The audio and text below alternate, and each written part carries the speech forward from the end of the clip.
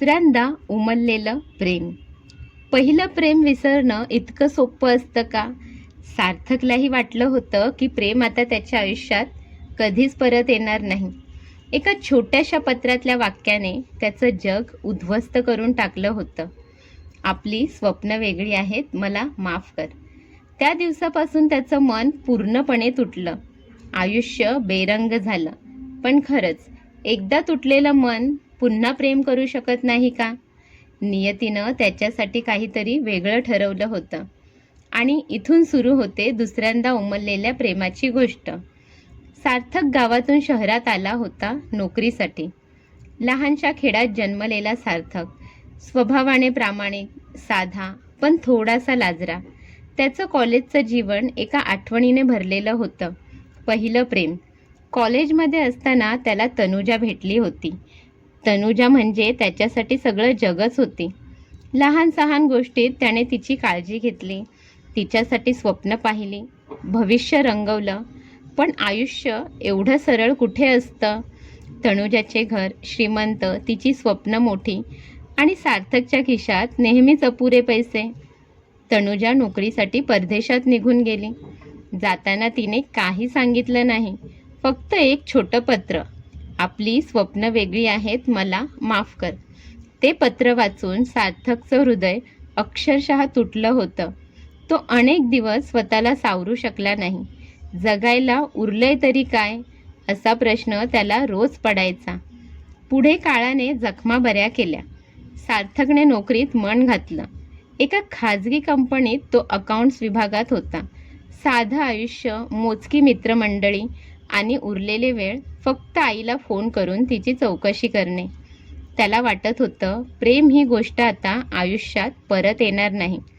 एकदा तुटलेलं मन पुन्हा कुणासाठी धडधडेल का, ही शंका त्याच्या मनात सतत होती. पण आयुष्याचं वेगळंच नियोजन असतं. एके दिवशी ऑफिसमध्ये नवीन प्रोजेक्टसाठी टीम तयार झाली. त्यात एक नवीन मुलगी सामील झाली, सायली. पहिल्याच क्षणापासून तिचं हसतमुख व्यक्तिमत्व लक्ष वेधून घेत होतं. साधं बोलणं, सहज हास्य आणि आत्मविश्वासाने भरलेलं वागणं सार्थकच्या मनाला भिडलं. त्याने मनाला आवर घातला, यावेळी नको. पण मन कुठं ऐकतं? ऑफिसमधल्या मीटिंग्स, एकत्रित काम करणं आणि अधूनमधून झालेल्या गप्पांतून सार्थक आणि सायली यांचं बोलणं वाढत गेलं. सायली स्वभावाने स्पष्टवक्ती आणि थोडी वेगळीच होती. ती जीवनाकडे सकारात्मक दृष्टीने बघायची. सार्थकला जाणवायला लागलं की ती तिच्याजवळ असताना त्याच्या चेहऱ्यावर नकळत हास्य येतंय. सार्थक मनातल्या मनात सायलीकडे ओढला जाऊ लागला. पण लगेच त्याचा भूतकाळ समोर यायचा. एकदा विश्वास ठेवला आणि तो तुटला. पुन्हा का स्वतःला जखमी करायचं? त्याच्या मनात द्विधा अवस्था निर्माण झाली होती. एकीकडे सायलीची मैत्री त्याला नवीन ऊर्जा देत होती आणि दुसरीकडे जुन्या जखमा त्याला सावध करत होत्या. सायलीने एके दिवशी त्याला थेट विचारलं, सार्थक, तू नेहमी एवढा शांत का असतोस? बाकी सगळे बघ मजेत असतात आणि तू फक्त एका कोपऱ्यात बसतोस. काही आहे का तुझ्या मनात? त्यावेळी सार्थकने पहिल्यांदा कोणाला तरी आपल्या भूतकाळाची गोष्ट सांगितली. तनुजा, तिचं जाणं आणि स्वतःचं तुटलेलं आयुष्य. सायली शांतपणे ऐकत राहिली. शेवटी ती म्हणाली, सार्थक, प्रत्येकाचं आयुष्य वेगळं असतं. भूतकाळाची वेदना विसरली तरच नव्या प्रेमाला उमलण्याची संधी मिळते. त्या वाक्यानं सार्थकच्या मनात हलचल झाली. आता दिवसेंदिवस सार्थक आणि सायलीची जवळीक वाढत होती. एकत्र जेवणं, कॉफीवर गप्पा, अधूनमधून फिरायला जाणं, हे सगळं आयुष्याला पुन्हा रंग देत होतं. सार्थकला जाणवत होतं की त्याचं मन पुन्हा धडधडायला लागलं आहे. एकदा ऑफिसनंतर दोघं पावसात भिजत रस्त्याने चालत होते. सायलीने पावसात हात पसरवत हसत म्हटलं, किती छान वाटतंय ना, आयुष्य असंच असावं पावसासारखं. जिथे जाईल तिथे थोडं सुख देऊन जावं. सार्थक त्या क्षणी तिच्या डोळ्यात बघत राहिला आणि त्याला जाणवलं, हो, हेच खरं आहे. हेच दुसऱ्यांदा उमललेलं प्रेम आहे. प्रेम व्यक्त करणं सोपं नव्हतं. सार्थक अजूनही थोडा मागेच होता. त्याला भीती वाटत होती, जर तीही निघून गेली तर मी पुन्हा उभा राहू शकेन का? म्हणून त्याने ठरवलं, आधी विश्वास जिंकायचा. तो सायलीच्या छोट्या छोट्या गोष्टींमध्ये तिची साथ देऊ लागला. ती आजारी पडली तेव्हा औषध आणणं, प्रोजेक्टमध्ये तिला मदत करणं, तिच्या स्वप्नांना प्रोत्साहन देणं, तो सतत तिच्यासोबत होता. सायलीलाही हे जाणवत होतं. तिच्या डोळ्यात त्याच्यासाठी वेगळीच माया दिसायला लागली होती.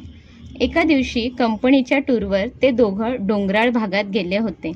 सायंकाळची वेळ, संध्याकाळचा मऊ प्रकाश आणि आजूबाजूला शांत वातावरण.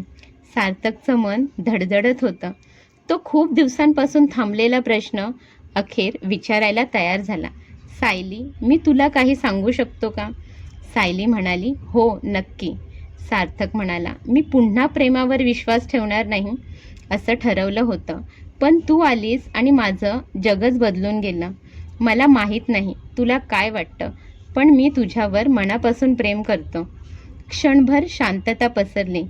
सार्थकचं मन घाबरून गेलं, पण सायलीच्या डोळ्यात अश्रू दाटले आणि ती म्हणाली, मीही या क्षणाचीच वाट बघत होते सार्थक.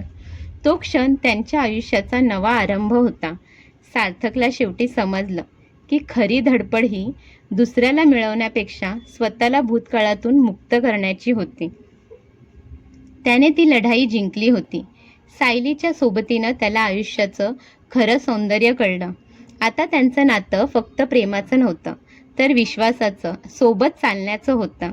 सार्थक कधी कधी भूतकाळ आठवतो, पण आता त्याला वेदना होत नाही, कारण त्याला माहीत आहे दुसऱ्यांदा उमललेलं प्रेमच त्याचं खरं प्रेम आहे.